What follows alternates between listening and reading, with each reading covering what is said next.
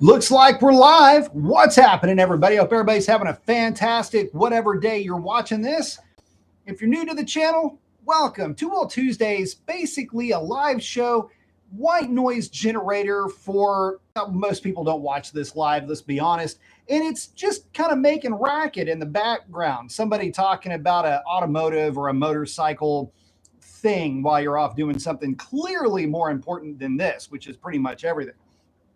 So we're doing the live show. If you'd like to catch the show live around 9:30 Central Standard Time. The reason why we've decided to go a little bit later is because of, well, the feed usually doesn't work too well if I try to go earlier. The whole internet traffic and all of that comes into play.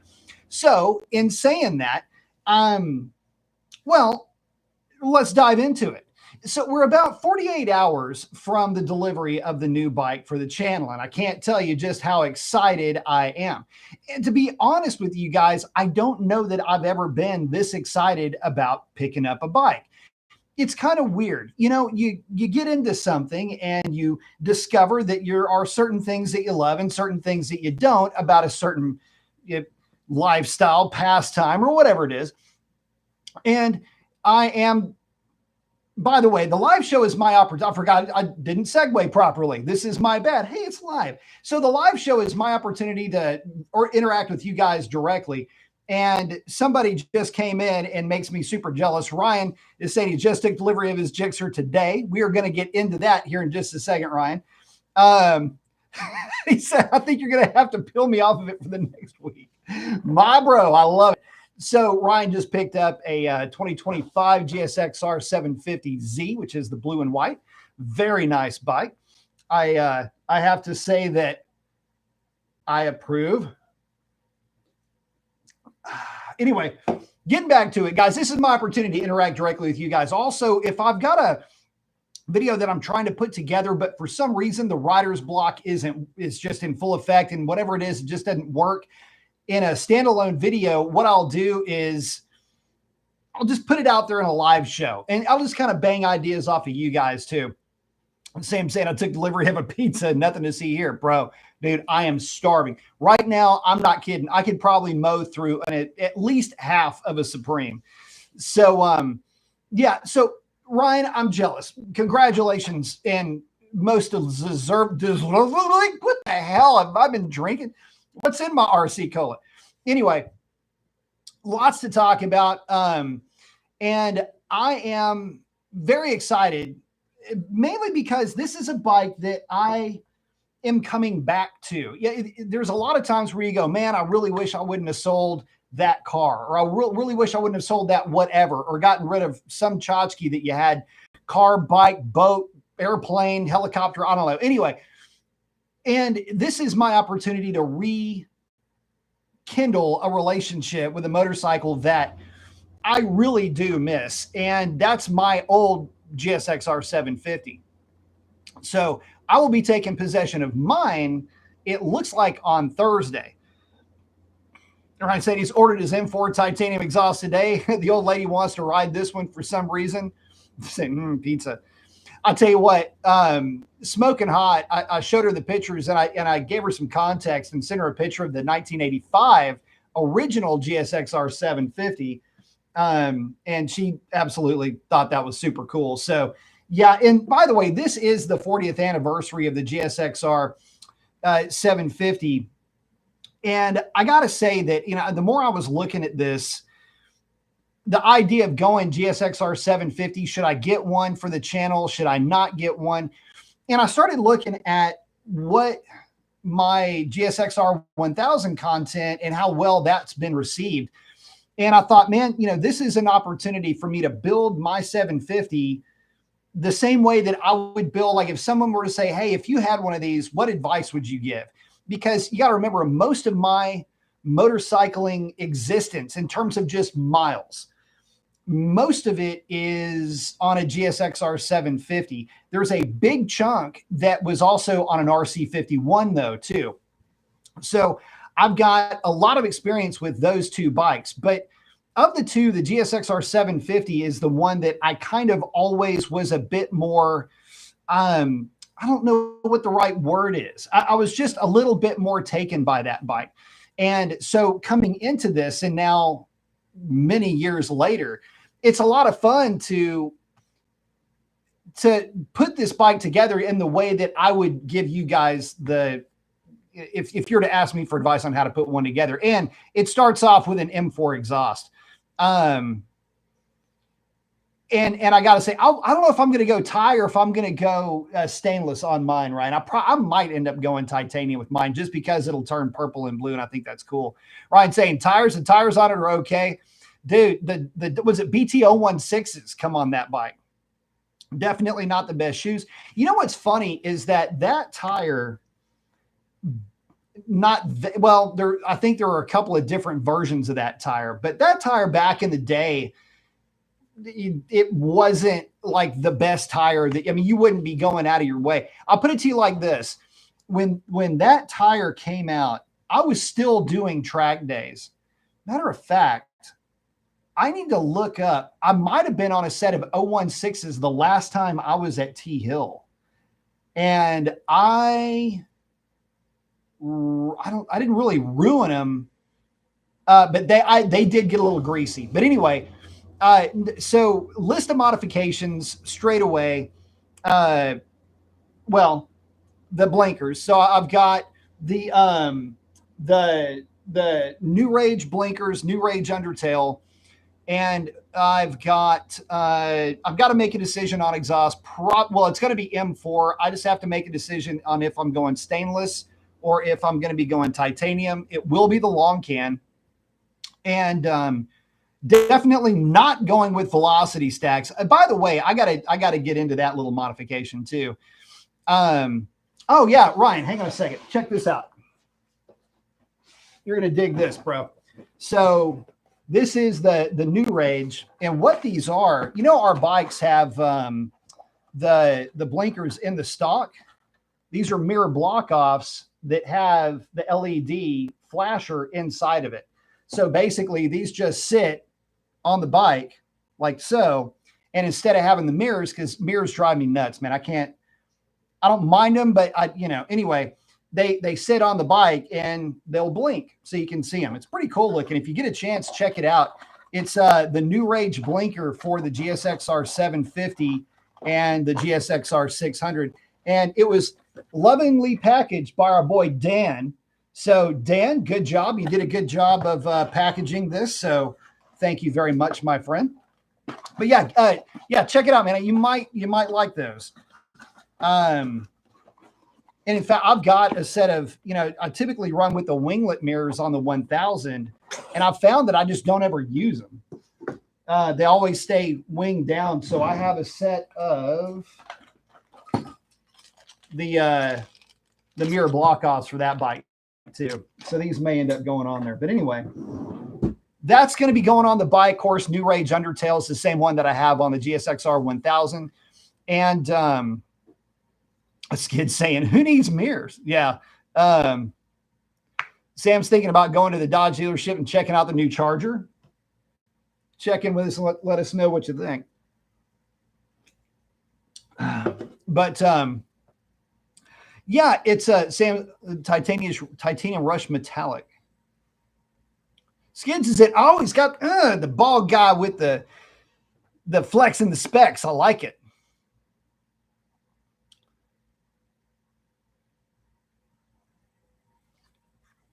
But yeah, the 016s, this is the funny thing. The funny thing about the 016 is that they were never really good at being a motorcycle tire. So what I remember about those tires from back in the day was we would get them, like customers would buy them because they were cheap. And so they would run them and then they would immediately go to the, oh hell, what was the Metzler that they would go to back then? Anyway, it's when they first started doing multiple compounds. It'll come to me eventually. Anyway, I haven't thought about this in decades. So it's anyway, they started anyway, the 016s, I used to run takeoffs and I would actually run takeoffs at the track. And That's what happens when you're broke and you still want to go racing and you're not sponsored yet. So anyway, I would get out there and try my best to keep that bike upright. So I was on a set. Oh, you know what? I think I was on a set of 016s when I low sided at Skywalker Ranch. It wasn't the tire's fault. It was part of the Skywalker Ranch run where you come up and go to the left, and you're coming up the side of like a mountain, I guess what you want to call it. And all the runoff was coming through, and I was looking up through the turn, and I dropped the bike over and I'm rolling into the throttle, and it just came out from underneath me. It was the softest low side you've ever seen. I didn't even realize I had low sided. I mean, it's like, why am I not still turning? And I had the bike sitting on my ankle. I mean, the only thing that hurt on me was my, as a matter of fact, you want to talk about back in the day, they're down here. Hang on. Ugh. These are the boots I was wearing. So yeah, that's my left. Anyway, no real damage on them. You see, I used to scrape the piss out of my side bumpers over here. Good days. Anyway, still good boots. But yeah, no, S23s are what's going on that car. On that bike. Skid's talking about Charger did look better in person. I will give it that, but that is all. And I've heard that about that car, but I don't know. I am out of that whole sphere now. I'm done even messing with that stuff now.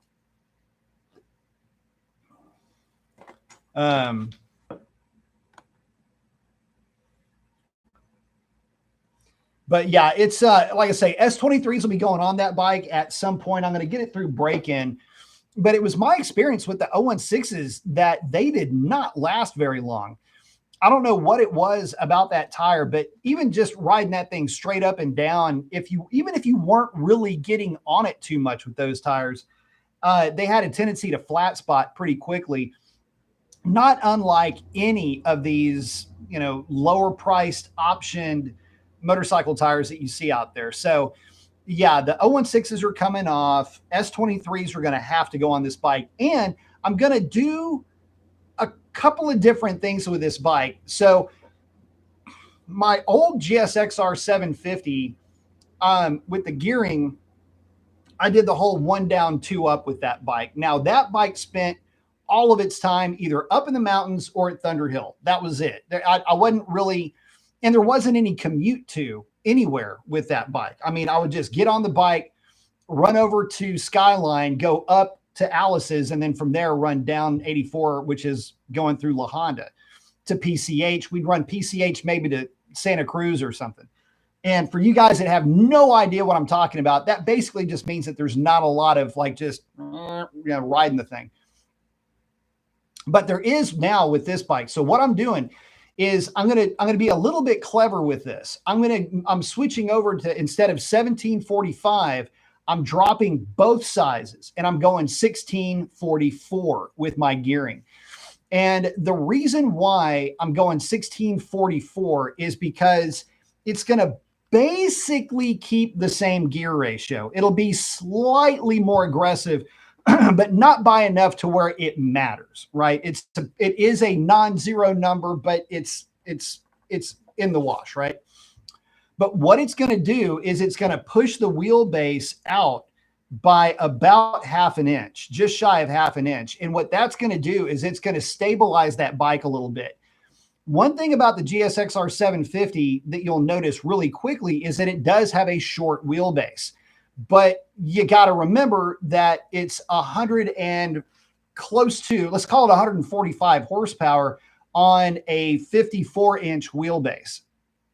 And that's short. I mean, that's short by really any standard. So to extend that a little bit is going to make it significantly, I say significantly, it'll help it with stability.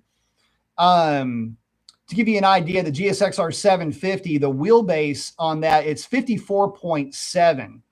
And if we're going to compare that to anything, like for example, the R9 is 55.9. So it's just over an inch shorter than an R9. And then the GSXR 600 is even shorter still. And so the idea is to give it a little bit of stability, a little bit of higher speed stability, and dragging that thing out a little bit is definitely going to help. Now, the funny thing is that if you go on to like Gearing Commander, the Gearing Commander, because of, this is so stupid too, like tooth count and link count, it ends up with a really low number, this multiplication and whatever. And so I was going, maybe that's not a good thing, until I looked up the stock multiplier for the GSXR 1000, and they're practically identical. So I guess great minds think alike. But I will say that is on the list of stuff to do to that bike. And what is going to end up happening is it's going to get pretty much all of that stuff done. And the last thing that's going to happen to that bike is that it's going to get the exhaust.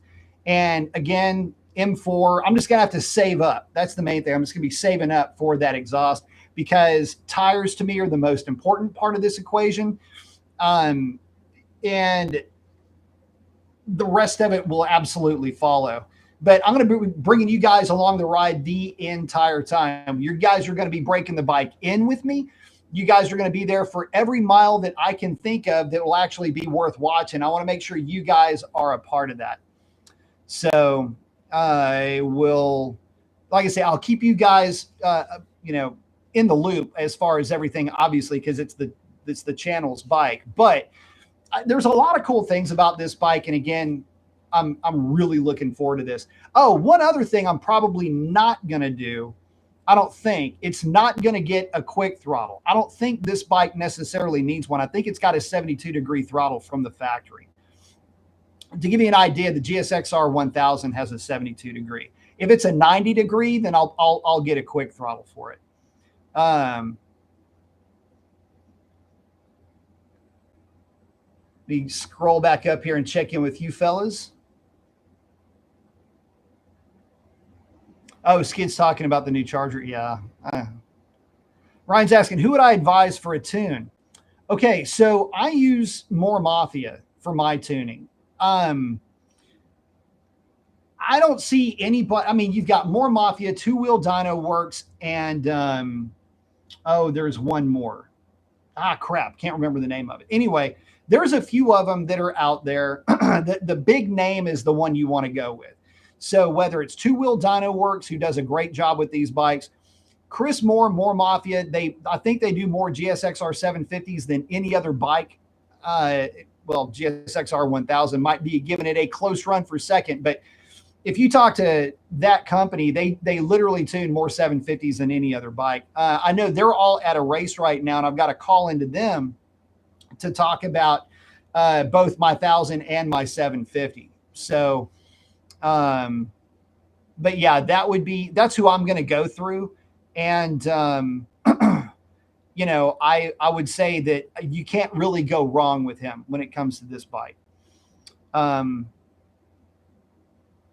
also, when I say that, I would say that there's some truth in that everybody does tuning a little bit differently. For me, it's who do you watch some of their videos and see who you jive with the most. If it wasn't, I'll put it to you like this. If it was not going to be More Mafia, it would probably be Two Wheel Dyno Works. And I don't know why the other one's escaping me right now. Ryan saying the whole bike world is new to me again. Yep, not sure who to use best. Yeah, 750s are their bread and butter. Skid said, I was checking out the early 90s GSXR 750s. Such beautiful works. Man, they were gorgeous back then, dude. Love those early bikes.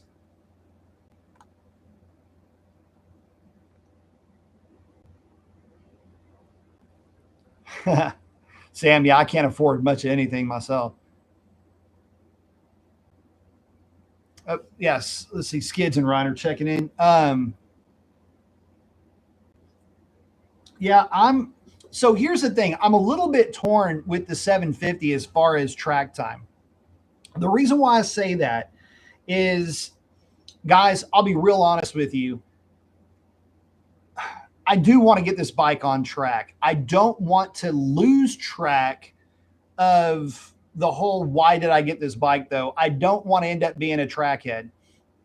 And that's kind of what ended up happening to me when, and I say that, but that's not exactly true. There was at one time I started only wanting to ride on track. I got to a point where riding on the street, at the time, I just couldn't enjoy it.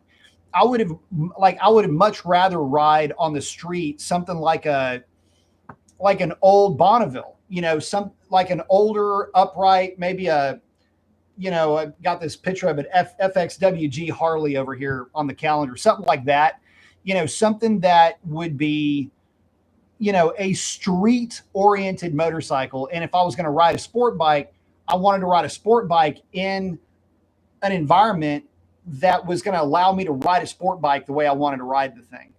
And then I kind of matured out of that. I got to the point where I was like, no, I can still do stupid stuff. I just need to do stupid things responsibly and, not be a complete knob when I'm out there on the bike. And then it turned into, just wanting to ride more. How can I ride more? How can I, I never did get into the whole, how do I become better? Like, Tai Chi motorcycle stuff. I just got out there and rode. And once I got it out of my system that I just wanted to go fast, once I purged all of that, I started having more fun with the bike on the street. I lost a lot of ego through that process. So it's funny. I went from street to track to where I only wanted to do track to where I went back to street and track. So it's kind of a weird transition, but I mean, I was militant about it. I was not going to ride on the street anymore. This is driving me nuts. I don't feel like I'm having any fun. And then I just started to learn how to have fun with the bikes that I was riding. Ryan saying tires, exhaust, and a tune, and maybe these blinkers since I've been borrowing the New Rage browsing the New Rage website about all this is Gixxer is going to need. Yeah, it doesn't need much. Okay. So guys, if you haven't seen my ride review of the GSXR 750 or the GSXR 600, both of those bikes are incredibly good. Full stop. I'm not saying one's better than the other. They're both very, very good bikes. The GSXR 750, when I did the ride review on that bike, though, there's 2 or 3 spots that you can tell that a decision was made like that. Like, I'm taking one of these things home with me. And that spot is when so I'm getting on, if you watch the video closely, if I'm getting on, you see me right as I'm coming out of Stub Cycles. I come up and I take that right hander. I'm just kind of fanning through the gears and I start really leaning on the throttle. And I kind of you may notice I come down and crouch a little bit. You'll see it. It'll actually get a little bit of a head shake. I love that. It's a trademark GSXR 750 thing. And I'm starting to roll into it. And I'm starting to get giddy at that point. And I'm like, oh, it's still there, the whatever. But I don't mention the head shake thing, but it's just because when you're not really railing it, even at partial throttle, it's got such a short wheelbase, it'll try to carry that front tire. And it's real easy to coax that thing, the front end up. So I go down a little bit and I do that little deal where I go under the overpass and you hear me pipe it up a little bit. When you hear me do that, there's that intake growl. And a lot of times, if you watch it, there's a commercial that sometimes kicks there and sometimes doesn't. When I get back onto the road and I'm getting back onto the freeway to go back the other way, I'm not at wide open. I'm just fanning the thing through the gears and I'm just having a ball with it, right? And it was at about that time that I thought, man, I should have waited to do the GSXR 750 because I knew at that point I was starting to fall back in love with the bike. So it caught my attention and it was like, ooh, hey, how you doing? Then I do the U-turn thing. I'm going, oh, you're cute. It's like, good to see you again. God, you look cute. You look good. So I get down and I do the other turn. Okay. When I get to Goodyear Road, I take that left and I come back up. Listen to the intake howl when I get onto, I'm going over a little bit to the left. I get into the center lane right before somebody had lost a pallet and there was pallet shit all over the road. I'm literally kind of phasing in and out of dodging bits and pieces of this thing at one point. But listen to the intake howl. And I had mentioned it a couple of times already, and I was just like, oh shit, I'm screwed. So it was a series of turns. It was the first turn, the second turn, and then that last turn. As I'm getting back over and looping back around to go back to the dealership, drop it back off at Stubbs, I was going, dude, I'm sorry, but this is going to have to happen. And it was one of those things that I knew that it wouldn't be a substitute for the 1000 because it's a completely different bike. But I can tell you this, guys, the type of riding that I do, I don't know that there's going to be much that separates this bike from the 1000. It'll be a little bit more frantic than the 1000 to ride, but it'll also be a bit more rewarding too. So that's a good thing. It'll be a lot of fun. I promise you that. And I'm going to try to bring you guys along for some of these rides. They're not going to be long videos because it gets a little bit cumbersome to try to fire up the camera and, make a lap and then shut it down. But anyway, plus you got to be a little bit careful with stuff like that too, as you may imagine. So I don't want to expose myself too much out there, but yeah, it is definitely going to be, it's going to be a lot of fun bringing you guys content with that bike. And if nothing else, I can bring you guys some of the more local content and do the loop that I've been doing that includes the marina. And that's a lot of fun because you get to see the bike in action, dropping it over on the side of the tire. You get to see the bike at speed and entering. So I think I'm going to keep the ride along videos are going to be limited to those types of videos because they're scenic too. They're kind of pretty. So I like doing those.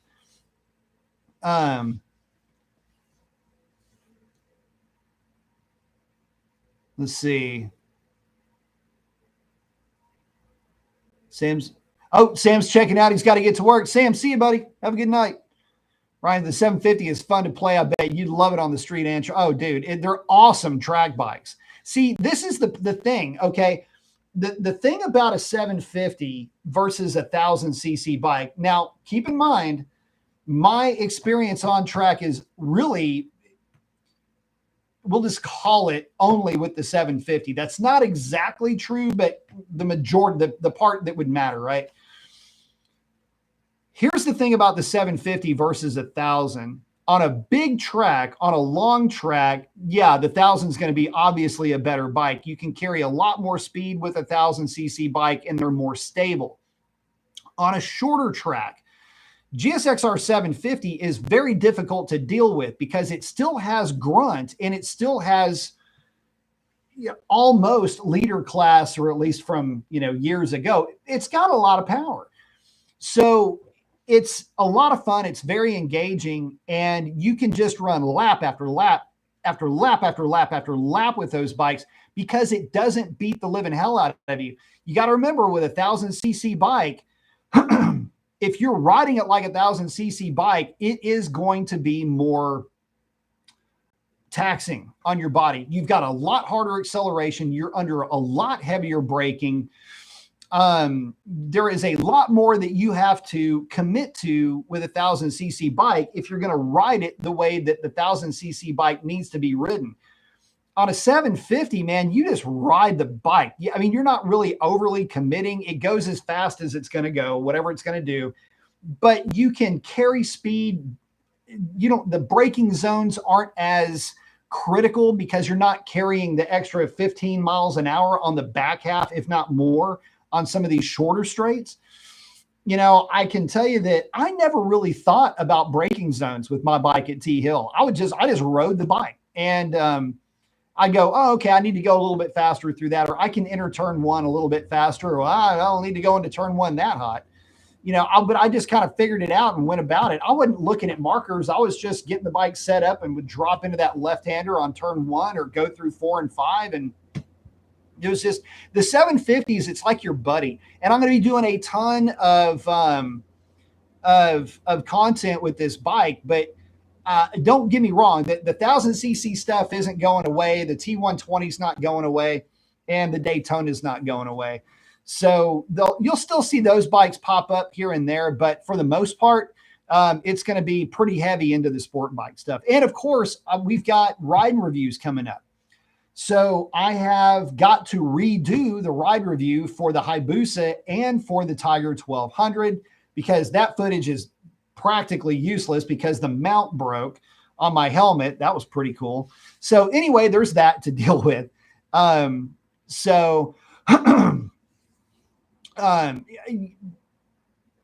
you'll see that coming. And then we've also got in the mix, I'm going to try, I think it's still there. If the Royal Enfield, if the classic 350 is there, I do want to ride that bike. So we'll see that one hopefully here pretty soon too.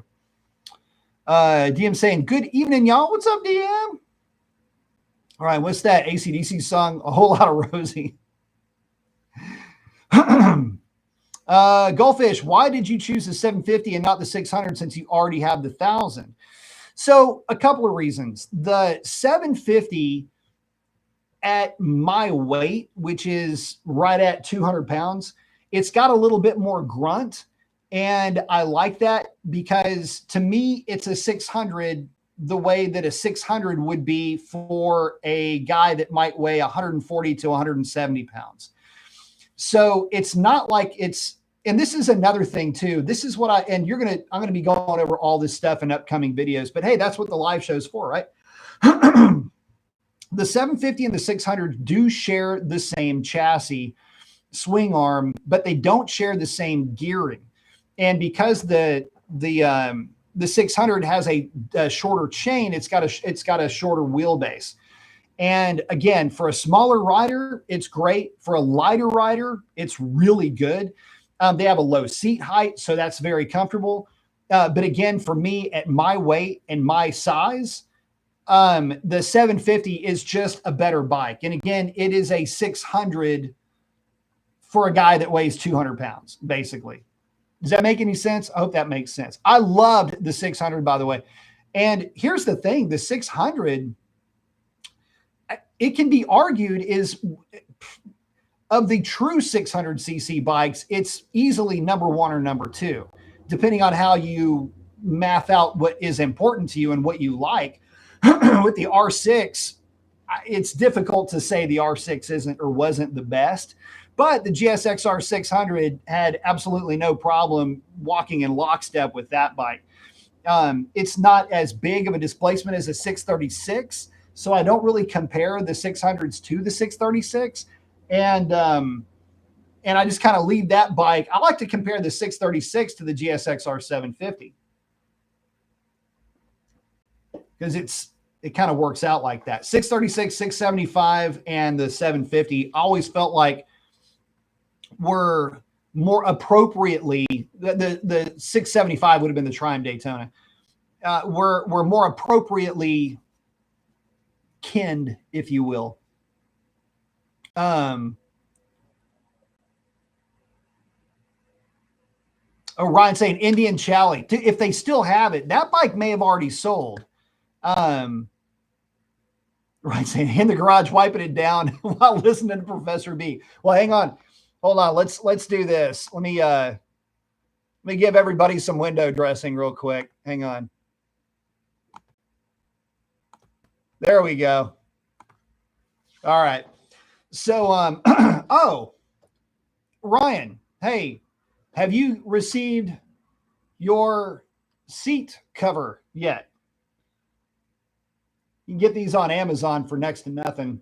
Anyway, oh, wait, you can't see shit because I still have the thing. Hang on. So anyway, it's the same pattern and even sounds the same as your as the carbon fiber that's on the back of that.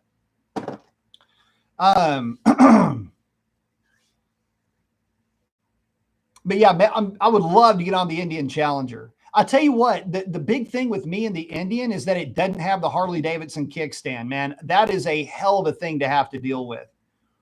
And I feel bad. I have a friend of mine, client really, that used to be a Motorcycle Safety Foundation instructor and worked for a Harley dealership. And he said that it was easily once every 2 to 3 weeks, somebody dropped a bike because of that kickstand. Goldfish saying, I got it. I've got 2025 GSXR 600, my first sport bike. I'm 165, so I'm good. Ryan's going, so Goldfish, imagine this. I'm 5'5" and 160 and on the 750. So it feels like 1,000. Dude, let me tell you something, Ryan, all bullshitting aside. At T Hill on my 750, one of the guys that rode a GSXR 600 was your size. He would take my bike out and we all ran together, right? So it wasn't like, nothing was really coveted in the group of guys that I raced with. I rode their 600s. They would ride my 750. There was a two CBR 1000s in the group. The only bike I never rode with any kind of like authority was a GSXR 1000. In the CBR 1000 that I rode was just locally. But anyway, the point that I'm getting to is he would come around leader bikes on my bike. I mean, it was pretty fun to watch him. He's very fast. Faster than me, for sure. Golfer is saying, glad to hear you are back to the 750. Is that your second or my third? It is technically my second, but it is the third. It would be the third that I've had any real amount of experience with. And I tell you what, man, the 600, check out Goldfish. If you haven't seen it, check out the, and maybe you have my GSXR 600 ride and review. Man, if you haven't seen it, it's a fun video to watch. That bike had an M4, the little GP slip-on on it, and it sounded so good. Stock exhaust, but it did have the slip-on. And man, that's the bike. Okay, full disclosure, guys. Okay, so that's, said I watched it, I loved it. So that's the bike that triggered it. Okay, so let me reel you guys in real quick. So why the Gixxer stuff? Why am I all into Suzuki and all of that? Okay, so when I lived in NorCal, so the group of guys that I was rolling with, they all were all into the Suzukis. The reason why they were in the Suzukis was because they were practically bomb-proof, and outside of a stator, those bikes would just, you could run them mercilessly and they never skipped a beat. And so I still had my RC51 at the time. And I moved away from the RC51 and got that GSXR 750. But fun fact, my GSXR 750 started out life as a GSXR 600.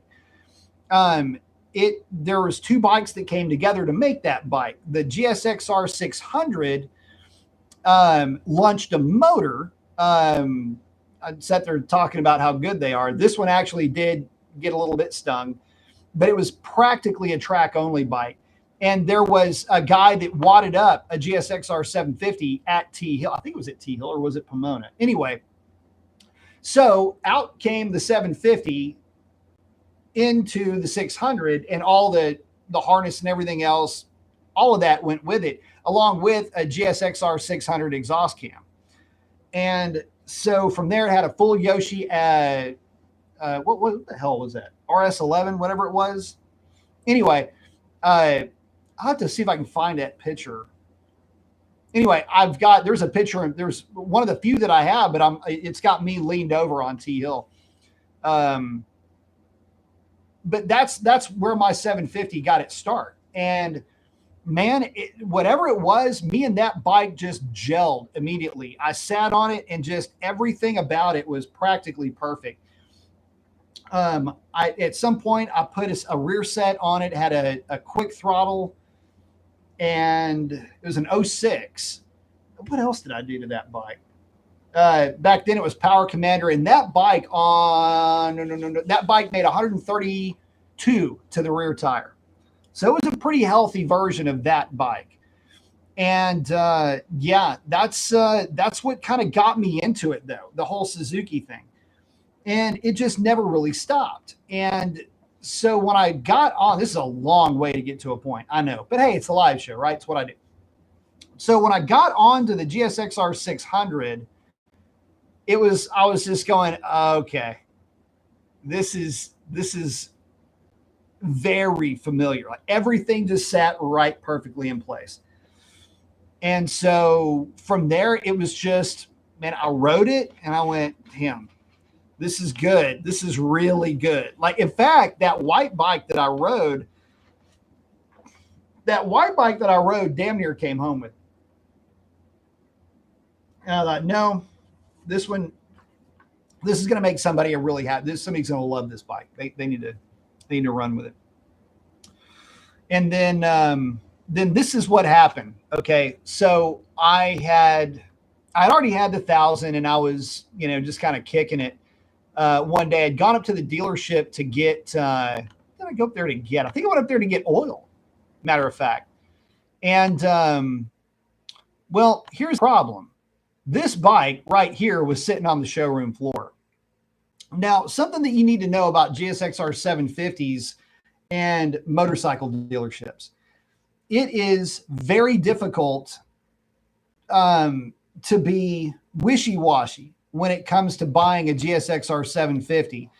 And the reason why it's difficult to be wishy-washy is the minute you start hem-hawing on whether or not you're going to buy one, it will have sold. This is a fun fact. Suzuki sells every GSXR 750 that they make.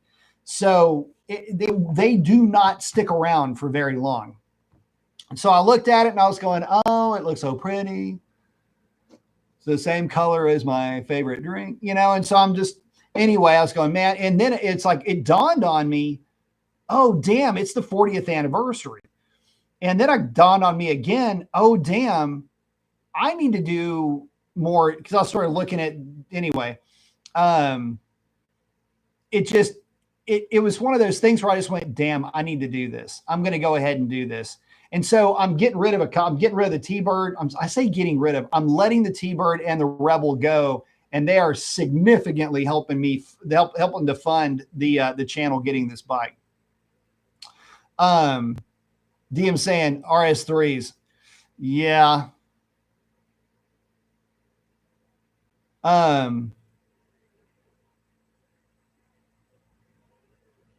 Let's see. Oh, here we go.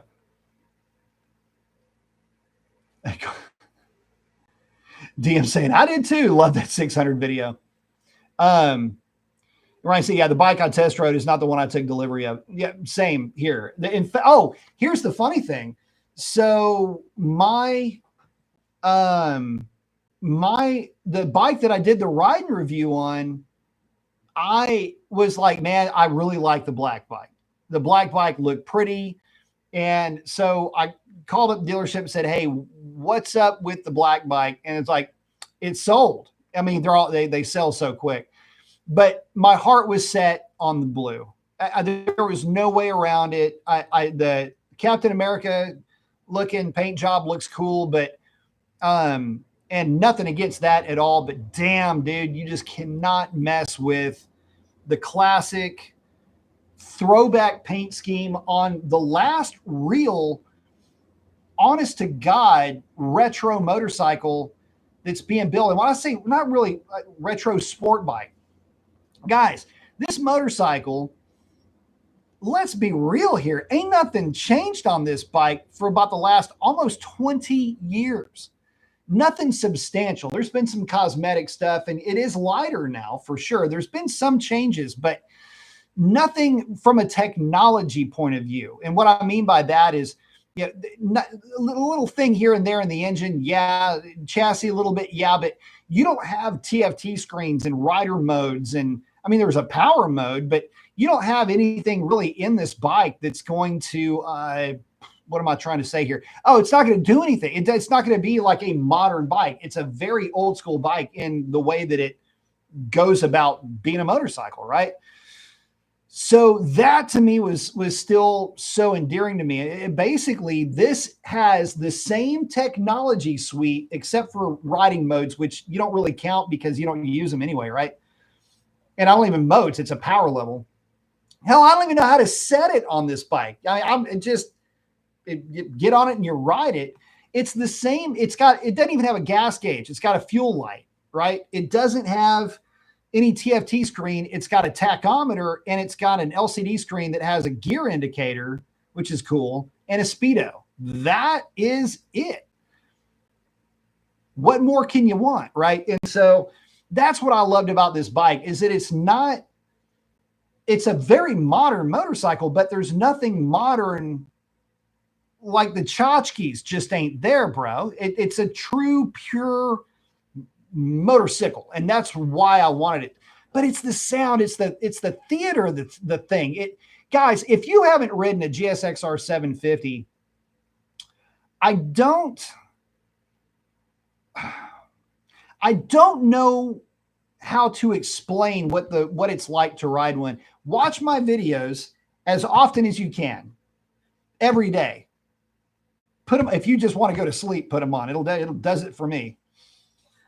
That's one thing, by the way. I don't really ever watch my own stuff, and sometimes it's really bad, like practically unwatchable, probably like this show.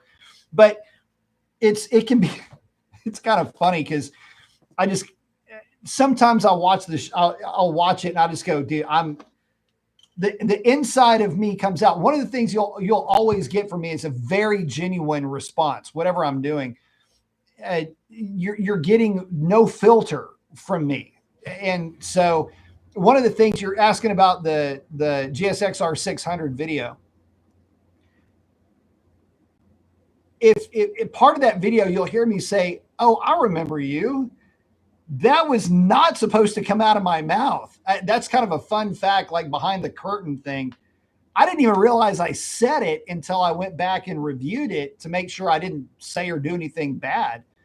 I literally thought it so loud, I think it came out of my mouth. So proof positive, the filter doesn't really work that well when I'm on a bike. Carl is in. What's up, Carl? Goldfish Blue 750 is the GOAT. For sure it is. Ryan said, yeah, the tail tidy kit, all is ready to go. What's funny, I have the tail tidy coming too, the new Rage. The problem is the new Rage, I think, sent the wrong one. So we're waiting for the GSXR 600/750 one to show up to the party. Which is great because all you got to do is bolt the thing on and plug in your light because it didn't have any blinkers. The tail has all of that integrated. So that's a good thing. That's a real good thing. Right, saying not unwatchable, maybe painful, but we need the truth though. The medicine does not always taste bitter, but many times it does.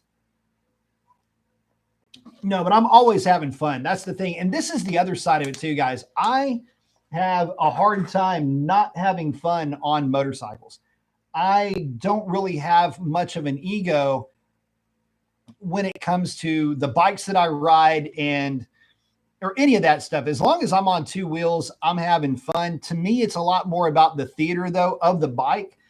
And I think that's where the GSXR 750 just, man, it kind of owns. Suzuki in general does a hell of a job of this. When it comes to just the experience of riding a bike, there's a lot of theater that comes into play. You'll hear me use that phrase a lot, theater, because there's so many other things going on other than the main event. You know, it's like you're at a show and you've got like this character doing one thing, which could be the intake snarl, and that character doing something else, which is part of the fun. That the way this bike on just blip downshifts, the throttle response is just so good. The way that the bike just tilts into and just, it's so, all of it is so good. None of it is distracting and all of it is a fun experience. And so you got the look of the bike. There's so much that comes into it. So, I don't know. I can't say enough good about this bike. And my thing with the 750 is I'm going to be honest with you guys. I'm probably not going to be as aggressive with my 750 as I am with my 1000. My 1000, I'm fairly aggressive with that bike, but the 750, it's just too much fun. And you're going to hear me talking a lot more about this. You're the mentality that you have when you get on the bike and where your head's at. And, you know, if I'm on the 1000, man, sometimes, Brian, you know why I'm here, right? I am here to do things with that bike. With the 750, man, I don't get that vibe out of the bike. It's just so much fun, unless I see an R9 and then that goes away. Ryan saying, yeah, got my CF Moto 675 and CF Moto 700 Sport, had to go to get the Gixxer. Yeah. I'll tell you what, yeah. But see what I mean, Ryan? I mean, dude, look, you get sucked in, baby. You get sucked in by the Gixxer bug. I will tell you, it's a good bug to be bit by. And here's the other thing too, man. If you just keep up with maintenance, okay? Don't worry about putting a filter in it. Don't worry about velocity stacks. Put the exhaust on it. Get a tune on it. And I say don't worry about the filter so much just because I'm actually moving away from the DNA filter on the Gixxer Thau and moving back to the stock filter.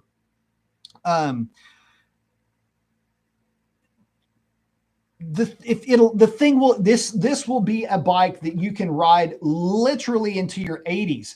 There are guys, so journalists love GSXR 750s. There's guys that are 70 and 80 years old that still ride these things.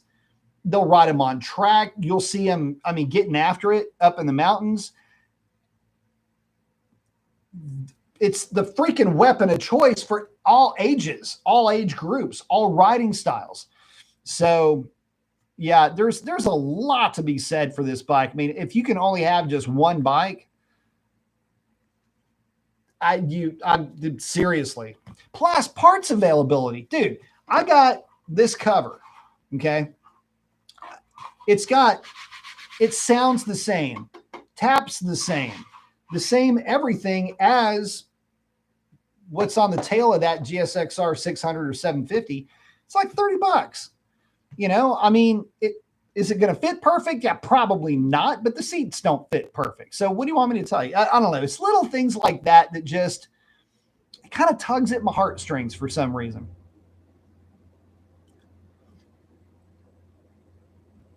Oh, Carl, yeah. Saying I watched the latest episode of 44 Tooth today, featuring the new Triumph Speed Triple RX. It's an X, not an S. Damn, it looks good. It's a naked bike with clip-ons. It is. So what Carl's talking about is, let me show you guys real quick. Let me go ahead and pull this up. It's the Speed Triple. Oh, that's not how you spell triple. Holy crap. Perform brain. Okay. So the RX, I'm getting it pulled up for you guys. Bear with me just a second. Hold, please. Hold, please. Oh, damn it. Hang on. Timeout. We have to do this backwards. All right, so let me show you what he's talking about. The Speed Triple RX is the latest. You would have to call it a hyper naked from Triumph. And what it is it's the Speed Triple with what is in essence the double R's handlebars and the double R's suspension. Now, not much has changed on this bike in terms of power. It's still right around 180 horsepower, but not a bad place to be, guys. This is a hell of a motorcycle. And it's got a suspension setup that is electronic and active.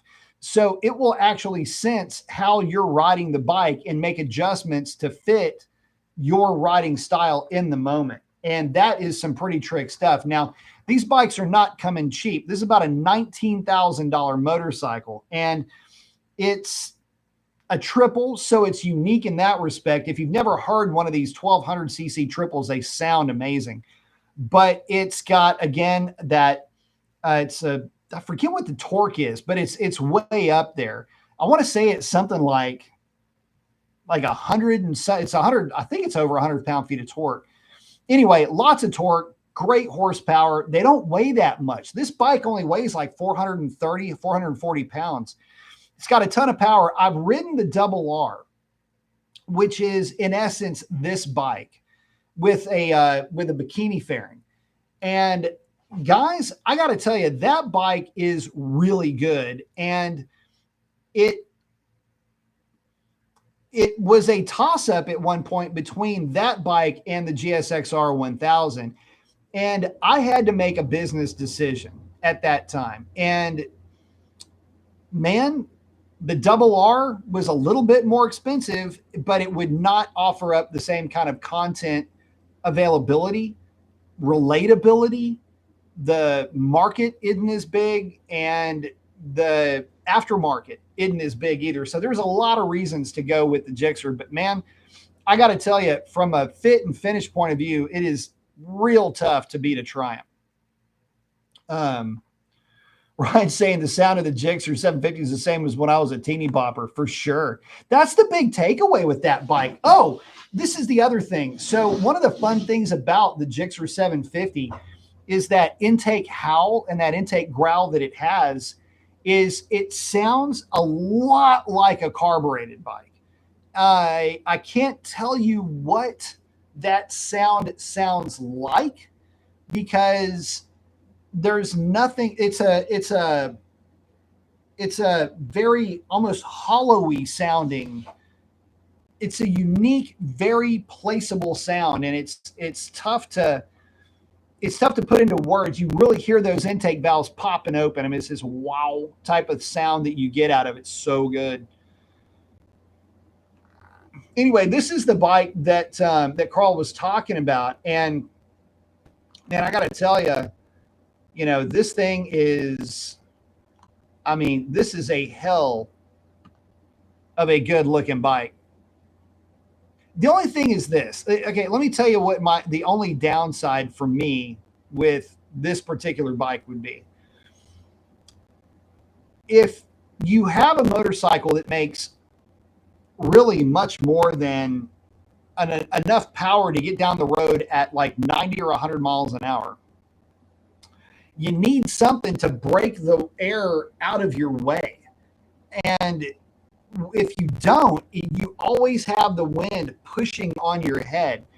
And I don't care how strong your neck is, it's going to be working a lot if you're riding the bike a lot on long motorways. And this doesn't really apply if you're just out playing around with the bike, because you're going through little sprints and then you slow down and then you sprint out again and you slow down. If you're trying to cover miles, like you've got 30, 40 minutes an hour on this bike and you're at, our typical cruising speed, which is, say 85, 95 miles an hour, especially in a crosswind or in a headwind, you're going to wish like hell this thing had a fairing. And I can tell you from my own personal experience, even just a fly screen will go a long way to help break up the air and get everything out of your way and all of that. But I don't even know what to say. If this bike was fully faired, it would be really tough to argue against. But Triumph has said, look, we're not going to make a Daytona. Not anytime soon. Nothing's in the plans for a Daytona 1200. This is what you got. And I guess, again, just kind of moving on with the conversation here, super nakeds, hyper nakeds, I guess is the right way to call them. I don't want to say they're falling out of favor, but fully faired bikes are coming back into fashion, guys. I think a lot of folks have spent a lot of time with these, what would have been a Street Fighter back in the day, and now they're hyper nakeds, and you find pretty quickly that they're a thing to look at. They're cool bikes. I think that a lot of guys, though, have started moving back towards fully faired bikes, and that's a good thing. And the market shows it out. So let me also bring this to y'all's attention. We're talking about the we're talking about the GSXR 750. The interesting thing is that the GSXR 750 and the GSXR 600 look to be getting Euro 5 compliancy. Is that the right way to say that?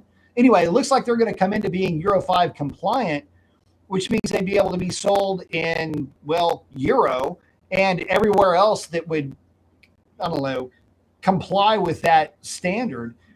It looks like they're going to be compliant for 2026. Now, what exactly does that mean? Well, we really don't know yet, but I can tell you that this is another reason why. God, kid, I get to a point. I can go literally around the building, come back around, and then like going to get to my other elbow, right? That's anyway, to get to my point, that where I'm going with this is, why did I pick the 750? This is how the live show works. By the way, if you're watching this after we're live and you're going, what? This guy's scatterbrained, doesn't know what he's doing. It's kind of the point. Anyway, it's just like, you know, a group of us just hanging out and having a conversation. So the 2025, which is fun because it's the 40th anniversary, may be the last of the truly analog, or as analog as it's going to get, GSXR 600s and 750s. The reason for that is if they do make the bike Euro 5 compliant, it's going to mean that it has to have electronic throttle control, because there are things that you have to do with the electronic throttle Euro 5 things. Well, it is what it is, right? But it's my understanding that Euro 5 bikes have to be ETC. There are ETC secondary valves, but I think that in the GSXR 600 and 750, but I think those bikes are like Euro 3 or Euro 2. I don't even think they're Euro 4. So there's a lot of that going on here. So yeah, that's the that's kind of where the market's going. I mean, it's going in that direction so much that Suzuki's going through whatever expense and motions it's got to go to put the 600 and the 750 in markets that it used to do well in. And I guess, you know, they had to bow out, retool, get those bikes where they can pass, and then send them out. I don't know what that means, though, to the bike in general. Will 26 be the last year, or 25 be the last year? I don't know. But I do have it on very strong authority that at some point very soon, that bike will have Euro 5 creds. And if that's the case, I don't know what the bike's going to look like at that point. It could get a rebody, could get a bunch of stuff. But I got to tell you, I kind of like the old school look. And if this is the last look of the true analog bikes, then that's the bike that I want, right? So that's what I'm going for here too. Ryan saying the sound. Ryan saying and yet the pendulum swings again. Yep. Previous comment about fairings on bikes. Yeah, it's crazy. So there for a hot minute, and it was a pretty hot minute too, the Sport Naked bikes were, you know, just the thing, right? You had the Ducati Monster, with great bike, by the way. You had the Ducati Monster, and just start picking them, the GSX-S, the CB variants. Now with the Hornet, we're still on Hornet watch, by the way. But you had a lot of those bikes that seem to, and of course, all the Euro Sport Nakeds, the Tuono by Aprilia, the S1000R from BMW. You had a lot of these bikes that they're built to a trend, right? So they don't have the horsepower and torque that what a sport bike would have. And then you get into the MT09, which begat the XSR, which begat the XSR. I'm talking about the XSR 900 GP, which begat the R9. And you see these bikes evolving from Sport Naked bikes into sport bikes. And it's kind of weird because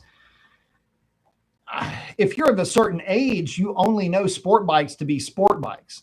GSXR 600 is a GSXR 600. It's never been anything else. And I say, and I think I make a point with the 600 in that video. I say, look, man, it was never, ever sport naked anything. That bike was always going to be a super sport bike no matter what. And it shows in the DNA that it carries with it, as it shows with the other bikes with the DNA that it carries from it being a sport naked bike. So I don't know. I guess for me, I find it pretty curious that as tastes are maybe moving back towards the fully faired bikes, what bikes are going to end up with a full fairing? Are we ever going to see like the Street Triple from our friends over at Triumph? Are we ever going to see a fully faired version of the Street Triple? We should. That chassis, by the way, fun deal on this. That is the chassis and swing arm from the Daytona 675. How people aren't just putting fairing, how there's not just a plug and play aftermarket solution for that is boggling my mind. And that may have been the bike I would have considered it, heavily considered it over the GSXR 750. Because you got to remember, it's like we're reviving a 20-year-old trend now. And back then, my GSXR 750, its main rival up in the mountains was the Daytona 675. And of course, the 600s and any of the middleweights, the big bikes, they're fun up in that environment, but the little bikes are a lot more fun. And so GSXR 750/600 versus Daytona 675 was a real thing up there, boys. And so, yeah, if that bike had a full fairing, it would probably sell a damn set better than what it does now. But what about Kawasaki? They got the Z900. Could you imagine a fully faired version of that? There's an aftermarket company that I don't know if they're still making them or if the company's still around. They had a full fairing, kind of a full 3/4 fairing for that bike. Didn't look bad. That'd be a pretty sick option too. Carl's saying, I've never gelled with sport bikes due to the aggressive rider triangle. My neck starts to hurt from trying to look ahead at the road. I'm a super naked diehard, though, and through. 55, by the way. So you're 55. We're not that far off in age, and everybody else that I ride with is literally 54 or 55. So here's the funny thing. It depends on how you're riding and where you're riding the bike. I know that for some guys, and I get it. It's whatever fits and whatever you gel with. And the sport naked thing works great for the guys that just are not comfortable in a more committed riding position. That rider triangle is a real thing. It matters. You can't just throw rear sets on it and throw a handlebar on it and call it good. Every point is going to register in somebody's, and it's like, what does it mean when a bike fits? It's how your nervous system immediately wraps around the bike when you get on it. And that's what happens on a bike. It's you get on the thing, and somehow or another, your brain now associates everything that's a part of that bike is now a part of you. You are now part of the organism. It's one of the weirdest things that can happen. And especially once you are on a bike and you've been around bikes for a long time, it's like your brain just does this on autopilot. And for some guys, they like the more upright riding position. They like that it's more commanding. And they like for their spine to be much more perpendicular to the earth. It feels better. And for other guys like me, I have the weirdest time adjusting to that. This is an always thing. And it just depends on how your nervous system interacts with the machine that you're on, which is weird. So my Bonneville, I never felt weird on that bike as a standard, even though it is more upright. The seat, your butt sits further. You can sit it a little bit further back. And so I'm still a little bit over on it, but nothing like the Thruxton or anything like that. But you get the idea. So, but yeah, it's crazy how, and other guys too. I mean, what Carl brings up a good point. A lot of guys can't even ride. They're not even into sport nakeds. they're a lot more into the cruiser, like the true cruiser layout of the bike. You know, in other words, like a T120 Bonneville could be kind of sporty to those guys, like the seating position. You know, they like something a lot more laid back, and I get that too. I mean, it's however your system functions. But it's all fun. Listen, it's weird because I end up I'm like a universal donor in this respect, because I get on any bike and I'm just like, I love you, and you've seen some of my videos. If you're watching this, you've probably seen some of the other videos. And every bike, I'm just like, I love this bike.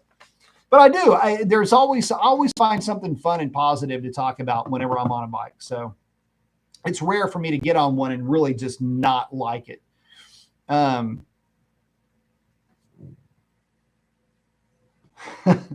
saying, don't get me wrong, Carl. There are days when I'd rather ride my Scout over the Gixxer, but not soon though. Yeah.